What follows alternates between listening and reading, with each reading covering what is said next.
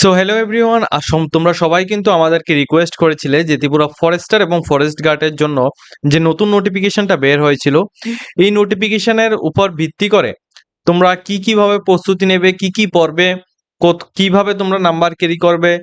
তো কারণ কম্পিটিশনটা কিন্তু অনেক পরিমাণ বেশি, ঠিক আছে। আমাদের ত্রিপুরা হঠাৎ করে যখন আমাদের ত্রিপুরা ফরেস্টার এবং ফরেস্ট গার্ডের এখানে নোটিশ বের হয়েছে, এরপর থেকে কিন্তু একেবারে যতদিন প্রায় 1 মাস পর্যন্ত অ্যাপ্লিকেশন চলেছিল। এই 1 মাসের পর মধ্যে আবার কিন্তু নোটিফিকেশনের ডেটও কিন্তু বাড়ানো হয়েছে। তো সমস্ত কিছু মিলিয়ে প্রায় 1 মাস 15 দিন কিন্তু টাইম দিয়েছে। এই 1 মাস 15 দিনে প্রায় ধরতে গেলে 5 থেকে 6 লাখ স্টুডেন্ট কিন্তু এখানে অ্যাপ্লাই করেছে, ঠিক আছে, ফরেস্টার ফরেস্ট গার্ড মিলে। তো কম্পিটিশনটা ধরতে গেলে কিন্তু অনেকটাই বড় ধরনের একটা কম্পিটিশন হবে। তো তোমরা ওইভাবেই কিন্তু তোমাদের প্রস্তুতি নিতে হবে। তো অবশ্যই তোমরা আহ, আমাদের চ্যানেলের সাথে থাকবে। আমরা কিন্তু তোমাদের বিভিন্ন রকম টিপস শেয়ার করব। তো তোমাদের আজকে আমি একটা কথা বলে রাখছি, এখানে তোমাদের কি পড়তে হবে প্লাস কিভাবে সিলেবাসে থাকবে সম্পূর্ণ ডিটেইলসটা তোমাদের বলবো। তার আগে অবশ্যই তোমরা আমাদের জব সেন্টারের অনলাইন ইউটিউব প্ল্যাটফর্মটিকে তোমরা সাবস্ক্রাইব করে পাশের বেল আইকনটিকে অবশ্যই অল সময় ক্লিক করাবে, যাতে করে প্রত্যেকটা ইনফরমেশনগুলি দেওয়ার সাথে সাথে যাতে তোমাদের কাছে পৌঁছে যায়। আমাদের এই প্ল্যাটফর্মে তোমরা চাকরি সংক্রান্ত আপডেট, স্কলারশিপ, এডমিশন সমস্ত আপডেটগুলি তোমরা আমাদের এই প্ল্যাটফর্মের মধ্যে পেয়ে যাবে। তাছাড়া তোমাদেরকে বলা রাখছি, তোমরা যারা উচ্চ মাধ্যমিক পাস আউট করেছো বা গ্রাজুয়েশন পাস আউট তোমরা এখানে করেছো, বা গ্রাজুয়েশনে তোমরা ফাইনাল সেমি ইয়ারে তোমরা রয়েছো, তোমাদের সবার জন্য একটা বিগেস্ট অফার যে তোমরা এই বছর ডিএলএড কোর্সে তোমরা ভর্তি হতে পারবে কলকাতার বিভিন্ন সুনামধন্য কলেজে ডাইরেক্টলি আমাদের সাথে কন্ট্যাক্ট করে। তাছাড়া বিএড কোর্সে যারা ভর্তি হতে চাও তোমরা এখানে এডমিশন হতে পারবে, ঠিক আছে। তো যে সমস্ত স্টুডেন্টরা এই বছর ডিএলএড কোর্স বা বিএড কোর্সে তোমরা ভর্তি হতে চাও, খুবই কম প্রাইসে আমাদের আমাদের ত্রিপুরা সরকারের স্কলারশিপের মাধ্যমে বা পেড ভাবে বা ইএমআই সিস্টেমে, বা তোমরা যারা ডি ফার্মা করতে চাও বা যারা জিএনএম কোর্সে ভর্তি হতে চাও কলকাতা বিভিন্ন সুনামধন্য কলেজে বা ব্যাঙ্গালোর প্রাইভেট কলেজের মধ্যে, সেক্ষেত্রে অবশ্যই তোমরা আমাদের সাথে কথা বলবে। আমরা কিন্তু তোমাদের প্রায় 20 থেকে 30,000 টাকা এখানে ডাউন করেও তোমাদের এখানে এডমিশন করিয়ে দেবো, ঠিক আছে। তো আজকে তোমাদের আমি যে নোটিফিকেশনটা দেখাচ্ছি, নোটিফিকেশনটা দেওয়া হয়েছে তোমাদের ত্রিপুরা ফরেস্ট ডিপার্টমেন্ট থেকে। তো নোটিফিকেশনটার মধ্যে আমি তোমাদের একটু বলে দিচ্ছি কি তোমাদের পড়তে হবে। প্রথমত তোমাদের রিটেন এক্সাম যেটা হবে, রিটেন এক্সাম এটা 170 মার্কের মধ্যে তোমাদের রিটেন এক্সাম হবে। এরপর তোমাদের 30 মার্কের ইন্টারভিউ হবে। 30 মার্ক, রিটেন হবে 170 মার্ক। ম্যাথমেটিক্স থেকে তোমাদের যেটা রিটেনে, ঠিক আছে, রিটেনের কথা বলছি প্রথমত। ম্যাথমেটিক্স ম্যাথমেটিক্স থেকে 20 কোশ্চেন আসবে। সমস্ত ম্যাথগুলি কিন্তু 10 স্ট্যান্ডার্ড, অর্থাৎ মাধ্যমিকের মধ্যে তোমরা যে সমস্ত ম্যাথগুলি করেছো ওইগুলির উপর ভিত্তি করে তোমাদের ম্যাথ আসবে। ইংলিশের মধ্যে তোমার 20 কোশ্চেন আসবে, যেটা তোমাদের মাধ্যমিকের ইংলিশের মধ্যে তোমরা যা এখানে পড়েছো ওইগুলির উপর ভিত্তি করে আসবে। জেনারেল নলেজের মধ্যে তোমাদের 100 মার্ক আসবে। এই জেনারেল নলেজটার মধ্যে আমাদের ত্রিপুরার জেনারেল নলেজ, ঠিক আছে, প্লাস নর্থ ইস্টের জেনারেল নলেজ, অর্থাৎ আমাদের নর্থ ইস্টের পুরো সার্কেলটা প্লাস আমাদের স্পেশালি ত্রিপুরারটা, প্লাস ইন্ডিয়ান অর্থাৎ পুরো ভারতবর্ষের, প্লাস ফ্লোরা ফোনা, তারপর তোমাদের এখানে প্ল্যান্ট থেকে শুরু করে তোমাদের রিভার সিস্টেম, তারপর সোয়েল, তারপর life science, physical science, geology, law, information technology সমস্ত কিছু মিলিয়ে তোমাদের কোশ্চেন আসবে জেনারেল নলেজে 100 মার্ক, ঠিক আছে। এটা ভালোভাবে বুঝবে। জেনারেল নলেজে এই যে 100 মার্কের কোশ্চেন আসবে, 100 মার্কের কোশ্চেনগুলি তোমাদের ত্রিপুরার জেনারেল নলেজ, অর্থাৎ ত্রিপুরার বিভিন্ন জেনারেল নলেজ যেগুলি রয়েছে, ডিস্ট্রিক্ট, ব্লক থেকে শুরু করে দায়িত্ব থেকে শুরু করে সমস্ত কিছু উপর ভিত্তি করে তোমাদের আসবে। আর নর্থ ইস্ট অর্থাৎ আমাদের ত্রিপুরা, আসাম, মেঘালয়, মিজোরাম এগুলি সবকিছু মিলিয়ে তোমাদের এখানে কোশ্চেন আসবে। এরপর ইন্ডিয়ান অর্থাৎ আমাদের ভারতবর্ষের সমস্ত কিছু মিলিয়ে তোমাদের কোশ্চেন আসবে। ফ্লোরা ফোনা থেকে শুরু করে তোমাদের কেমিক্যাল থেকে শুরু করে প্ল্যানেটস থেকে শুরু করে, তারপর তোমাদের সোয়েল, তারপর তোমাদের river system, life science, physical science, geology, তারপর ল এর বিভিন্ন ইনফরমেশন, তারপর ইনফরমেশন টেকনোলজি, এগুলির উপর ভিত্তি করে তোমাদের 100 মার্কের কোশ্চেন আসবে, ঠিক আছে। এরপর সায়েন্সটার মধ্যে তোমাদের 30 মার্কের কোশ্চেন আসবে, সেটা তোমাদের 10 স্ট্যান্ডার্ড, অর্থাৎ মাধ্যমিকে তুমি যে সায়েন্স নিয়ে পড়েছো, ঠিক আছে, মাধ্যমিকে তোমার যে সায়েন্সের সাবজেক্টগুলি ছিল ওইগুলির উপর ভিত্তি করে 10 স্ট্যান্ডার্ডে 30 মার্কের কোশ্চেন আসবে, ঠিক আছে। এতটুকু হচ্ছে তোমাদের রিটেনটা, ঠিক আছে। এরপর তোমাদের ইন্টারভিউ হবে। ওকে, এরপর তোমাদের ইন্টারভিউ হবে 30 মার্কের। ওকে, এই 30 মার্কের ইন্টারভিউর মধ্যে তোমাদের কি কি ভাবে তোমাদের থাকবে, কি ভাবে প্রস্তুতি নেবে তোমাদের ইন্টারভিউর মধ্যে, ইন্টারভিউর মধ্যে কিভাবে যেতে হয়, সম্পূর্ণ ডিটেলসটা আমরা তোমাদের নেক্সট ভিডিওর মাধ্যমে বলবো। ইন্টারভিউর প্রসেসটা আমরা তোমাদের নেক্সট ভিডিওর মধ্যে বলবো। আজকে শুধুমাত্র তোমাদের রিটেন এক্সামে 170 মার্কের মধ্যে তোমরা কিভাবে নাম্বারটা ক্যারি করবে ওটা বলছি। তো টোটাল সমস্ত কিছু মিলিয়ে ইনক্লুডেড তোমাদের 200 মার্কের কোশ্চেন কিন্তু রয়েছে বাংলা অথবা ককবরকের মধ্যে। এবার তোমরা যখন অ্যাপ্লিকেশন করেছো, অ্যাপ্লিকেশন করার পরে কিছুদিন পরে কিন্তু তোমাদের ল্যাঙ্গুয়েজ সিলেক্ট করার জন্য কথা বলা ছিল। এখানে থাকবে কি বেঙ্গলি অথবা ককবরক, বেঙ্গলি অথবা ককবরকে তোমাদের কোশ্চেন থাকবে এবং ইংলিশে কোশ্চেন থাকবে। এবার ধরো তুমি বেঙ্গলি, তুমি ধরো এখানে দুইটা ভাবে তোমাদের থাকবে। এখানে ককবরক যেটা রয়েছে ওইটা কিন্তু ককবরকের যারা স্টুডেন্ট রয়েছে তারা কিন্তু বেঙ্গলি ভাষা কিন্তু বুঝে, ঠিক আছে। আর আরেকটা সেট থাকবে তোমাদের ইংলিশ, অর্থাৎ একটি কোশ্চেন এক সাইডে তোমাদের বেঙ্গলিতে থাকবে, সেম কোশ্চেনটি অপর সাইডে ইংলিশে থাকবে। তোমাদের ভার্সনটা কিরকম হবে, ইংলিশ অ্যান্ড বেঙ্গলি ভার্সনে তোমাদের এক্সামটা হবে, নট ফর বাংলা অথবা অ্যান্ড ককবরক। বাংলা অথবা ককবরকের যেটা রয়েছে এটা অথবা দেওয়া আছে, অর্থাৎ তোমার তোমার যে প্রশ্নটার মধ্যে তোমার ইংলিশেও প্রশ্ন থাকবে, বাংলাতেও প্রশ্ন থাকবে। এবং এখন তুমি তোমার ইচ্ছে মতো তুমি কোশ্চেনগুলি করতে পারো। তুমি যদি বাংলা পড়ে তুমি বাংলা মিডিয়াম স্টুডেন্ট হলে তুমি বাংলা পড়ে তুমি কোশ্চেন অ্যান্সার করতে পারবে, ইংলিশ মিডিয়াম স্টুডেন্ট হলে তুমি ইংলিশ পড়ে তুমি অ্যান্সার করতে পারবে, ঠিক আছে।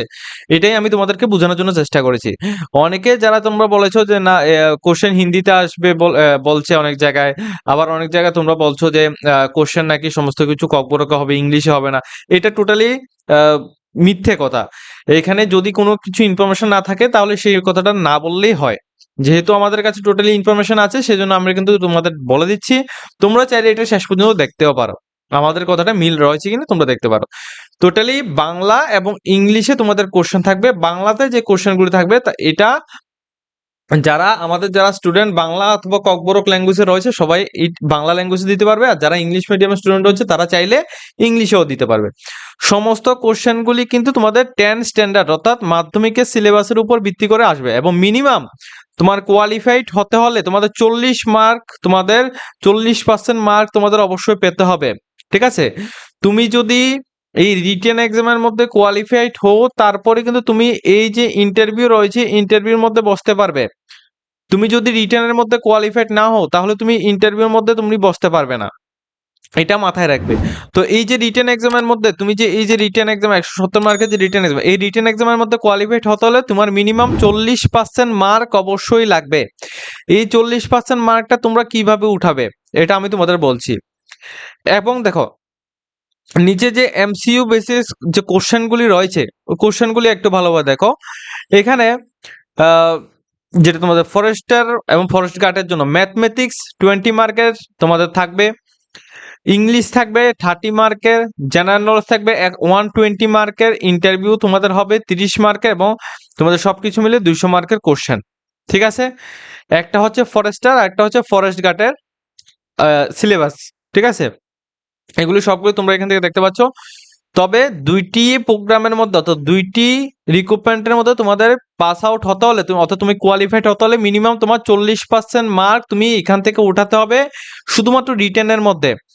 অর্থাৎ যেমন ধরো তুমি এখানে ফরেস্টের মধ্যে অ্যাপ্লাই করলে তোমাদের এখানে যে যে সাবজেক্টগুলো রয়েছে ম্যাথমেটিক্স, ইংলিশ, জেনারেল নলেজ এবং সায়েন্স, এই 4টা সাবজেক্টের উপর ভিত্তি করে তোমার মিনিমাম 40% তোমার উঠাতে হবে, ঠিক আছে। 40% উঠাতে হবে 170 মার্কের মধ্যে, ওকে।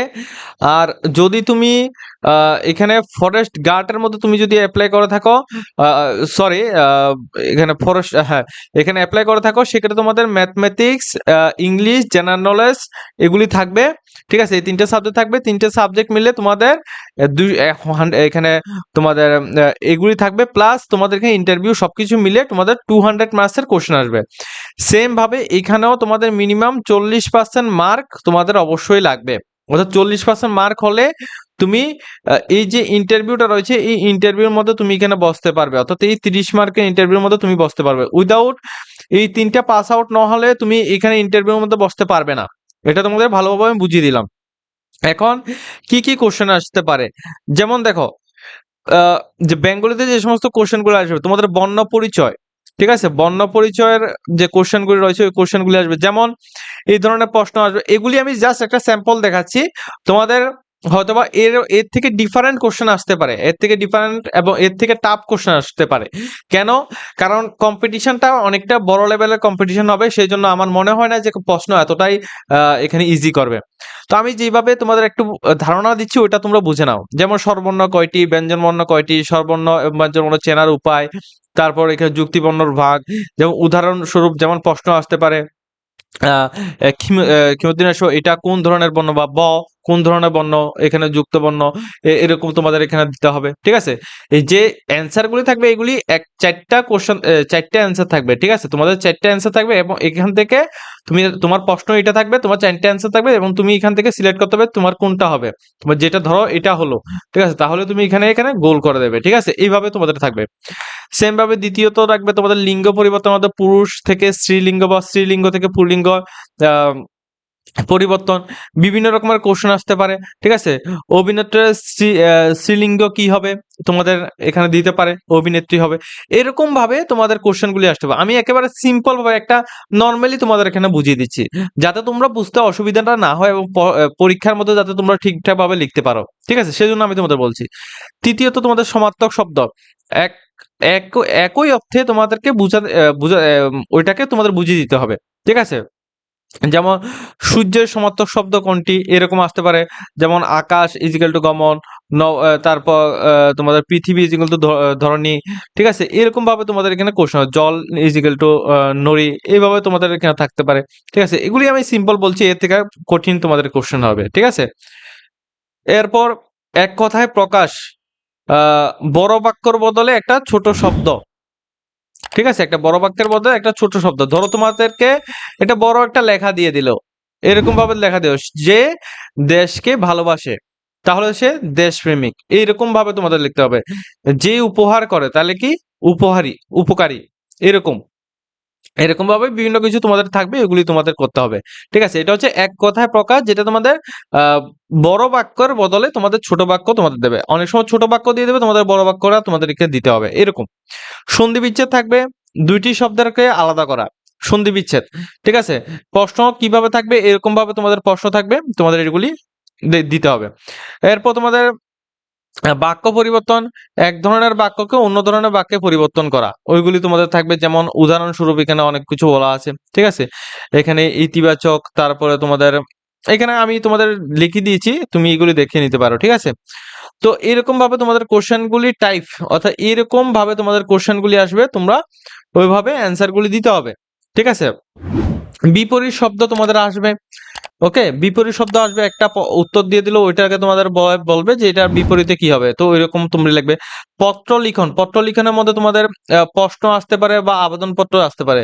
যেমন ধরো ছুটির আবেদনপত্র, বা বিদ্যালয় ভর্তির আবেদনপত্র, বা ধরো কোনো বৃত্তির আবেদনপত্র, এরকম ভাবে অনেক কিছুর আবেদনপত্র রয়েছে, অনেক প্রায় ভ্যারাইটিস ধরনের আবেদনপত্র রয়েছে, এরকম ভাবে যে কোনো এরকম ধরনের একটা তোমাদের আবেদনপত্র দিয়ে দিল যে এটা তুমি লিখে দাও, ঠিক আছে, তুমি এটা লিখতে হবে। ব্যক্তিগত পত্র বা বন্ধুর চিঠি, যেগুলি তোমাদের পার্সোনাল থাকে, আহ, অভিভাবকের চিঠি, এরকম থাকবে।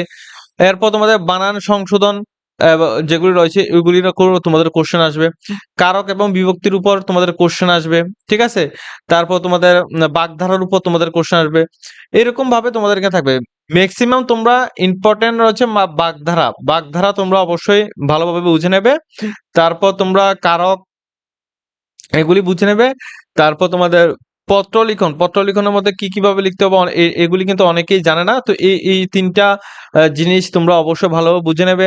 তারপর তোমাদের রয়েছে, আমি তোমাদের বলেছি বাক্য পরিবর্তন, বাক্য পরিবর্তন অনেক স্টুডেন্টের কিন্তু এটা প্রবলেম হয়, ঠিক আছে। এটা সন্ধি বিচ্ছেদ, এগুলি আশা করি সবাই পারবে, সন্ধি বিচ্ছেদ, ঠিক আছে।